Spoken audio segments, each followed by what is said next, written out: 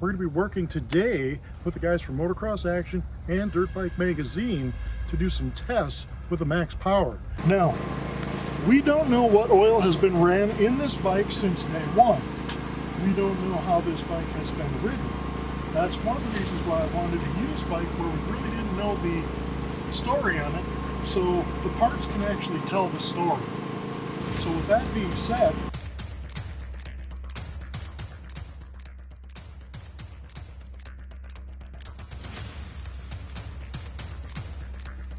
looking at this cam, you can see where it's wearing pretty bad coming up the ramps.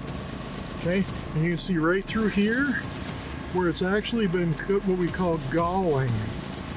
Now, galling is where it gets hot enough and it carries a friction point where it actually takes metal from the cam.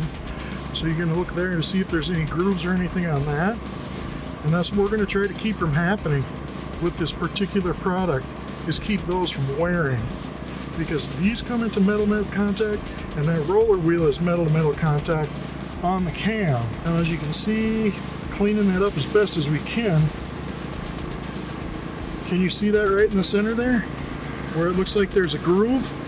I can see it because I'm in the light over here. Yeah, you can. Can you see it when I roll it like that? Yeah. Okay. That's a wear pattern on there. Okay. Now that wear pattern is going to be concentric with what's happening on that intake cam lobe right there. And you see where it's been peeling that metal and it's wearing? But on this one, we've actually seen metal pull away from it. Now remember, this bike's only got 30 hours on it. But he's buying the bike, 30 hours on this bike, so it's still pretty fresh. But Dan knows nothing about it.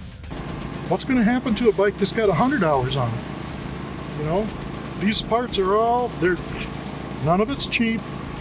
You know, they don't give away anything. How do we stop that?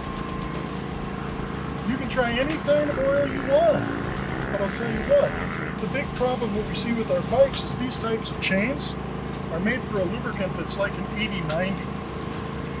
A 1040, a 1030, they don't hold the shock strength and the film strength to keep that from happening.